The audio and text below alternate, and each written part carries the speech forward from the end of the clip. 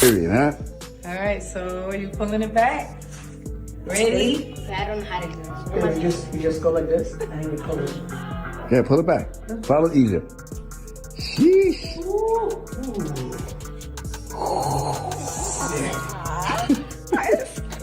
Nah, that's. Sheesh. It's crazy. Nah, in person. Period, huh? All right, so are you pulling it back? Ready? I don't know how to do Yeah, you just go like this and you pull it. Yeah, pull it back. Follow easier. Sheesh.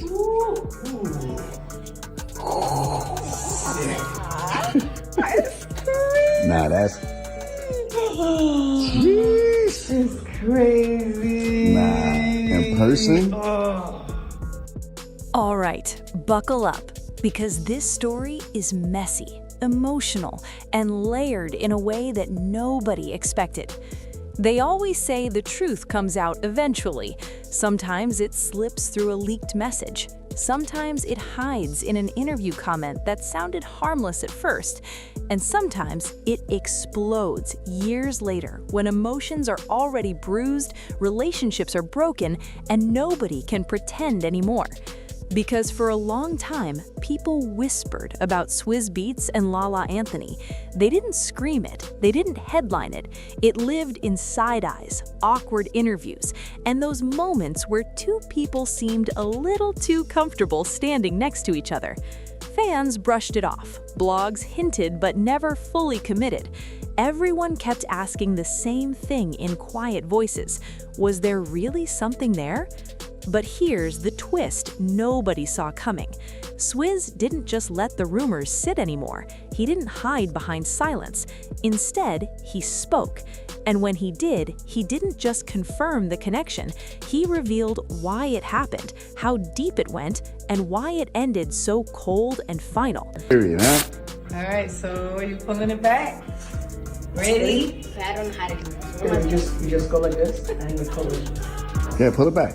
Follow easier. Sheesh.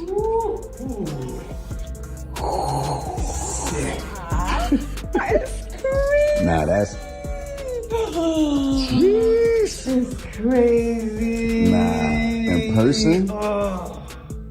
And once you understand the full story, the smash, the emotional pull, the ego, the timing, and the aftermath, it changes how you look at every single moment that came before. Because this wasn't a random fling, this was a collision of loneliness, ambition, temptation, and choices that couldn't be taken back. Let's rewind. Before the rumors, before the awkward red carpets, before the internet started piecing together moments that didn't make sense at the time, Lala Anthony was everywhere. She wasn't just Carmelo's wife. She was carving out her own identity. Actress, producer, TV personality, power connector in the industry. She was respected, admired, and always in the room where important conversations happened. But behind the polished image, cracks were forming. Her marriage to Carmelo Anthony was already under pressure. Public cheating rumors, long periods apart, emotional distance that couldn't be fixed by money or appearances. People forget that loneliness doesn't care how famous you are. You can be surrounded by people and still feel unseen. Looks of the night, bro. You know, you're not doing too bad yourself. You come through and shut it down every single time. Tell me what you both are looking forward to tonight. Just having fun and seeing a lot of people we haven't seen in a long time. You know, this is a night of art, supporting the Met as artists and collectors ourselves, and we just want to have fun and just have that New York state of mind. Of course, you have so many big New York records. Swizz Beatz, on the other hand, was living his own complicated reality, a musical genius with a history that followed him everywhere. His relationship with Alicia Keys looked perfect on the surface, the blended family, the peace, the public unity. But anyone who understands real relationships knows that harmony doesn't mean temptation disappears. And this is where timing becomes dangerous. Lala and Swizz didn't meet as strangers. They moved in the same circles for years. Award shows, fashion events, industry dinners, friendly conversations that lasted a little too long, laughs that felt a little too familiar. And slowly, something shifted. Nobody wakes up and decides to cross a line. It happens in inches. It starts with understanding, with you get me energy, with late-night conversations that feel safe because nothing physical has happened yet. And by the time you realize it's emotional, you're already deep in it. According to Swizz, what pulled him toward Lala wasn't just attraction, it was validation. She made him feel admired in a way that was different. Less responsibility, less pressure, more excitement, more ego. Lala wasn't asking him to be a husband or a role model. She was seeing him as a man. And that's where things crossed over. The smash wasn't impulsive, it wasn't drunken chaos, it was built on tension that had been growing for a long time. When it finally happened, it felt intense, secretive, and intoxicating, the kind of connection that feels powerful because it's not supposed to exist. But here's what nobody expected. Swizz says the same thing that made it exciting also made it disposable. Because once the line was crossed, reality rushed in. The secrecy, the risk, the consequences. He started seeing Lala differently, not as the fantasy, but as someone who represented complication. He admits that after they hooked up, the energy shifted fast. What was thrilling before became heavy. What felt fun began to feel dangerous. And most importantly, he realized he didn't want to blow up his entire life for something that was born in chaos. That's when the dump happened. Not slowly, not gently, emotionally cold. Swizz pulled back. Communication changed. The warmth disappeared. Lala felt it immediately. One day you're someone's escape, the next day you're a liability. And that hurts in a way that's hard to explain. Because when a man smashes you and then distances himself, it doesn't just bruise pride, it shakes your sense of worth. Lala didn't just lose a secret connection, she lost the illusion that it meant more. What nobody talks about enough is how this moment exposed deeper wounds for her. She was already dealing with a crumbling marriage, public scrutiny, and pressure to stay strong. This situation added another layer of betrayal, not from a husband, but from someone she trusted. Meanwhile, Swizz went right back to his life. Public appearances, family photos, music, smiles that looked unbothered.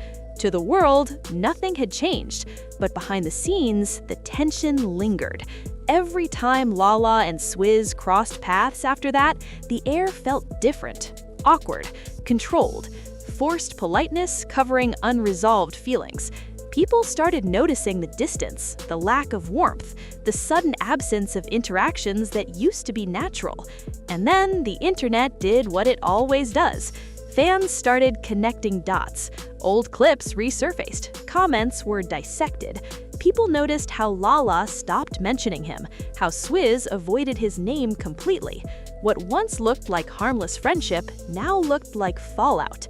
And when Swizz finally addressed it, his honesty shocked people. He didn't romanticize it, he didn't claim love, he didn't pretend it was misunderstood. He framed it as a moment where ego and access collided, and when clarity hit, he chose self-preservation.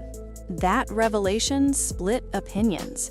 Some people applauded him for being honest, even if it was ugly. Others dragged him for treating Lala like an option instead of a person. And many couldn't ignore the pattern. A man who thrives on attention, temptation, and moving on once the thrill fades. For Lala, the emotional impact ran deeper than headlines. This situation forced her to confront a painful truth. Being strong, beautiful, and successful doesn't protect you from being used. It doesn't shield you from men who enjoy the chase but not the responsibility. It also affected how people viewed her. Suddenly, she wasn't just the victim of Carmelo's cheating, she was being judged, questioned, and scrutinized. The internet loves to rewrite narratives, and empathy doesn't always survive gossip. Professionally, she kept moving. She worked, she smiled, she stayed booked and busy. But emotionally, situations like this leave scars, trust issues, guarded energy, a reminder that not everyone who feels close actually is. And for Swizz, the story followed him whether he liked it or not, because no matter how grounded his public image looks, moments like this pull the curtain back. They remind people of his history, of past overlaps, of patterns that never fully disappear. In the end, this wasn't just about smashing and dumping. It was about timing, about temptation meeting vulnerability, about how power dynamics play out when two people are both searching for something they're not getting at home. It was about how easy it is to cross a line and how hard it is to live with what comes after. Lala learned that not every connection is meant to be trusted.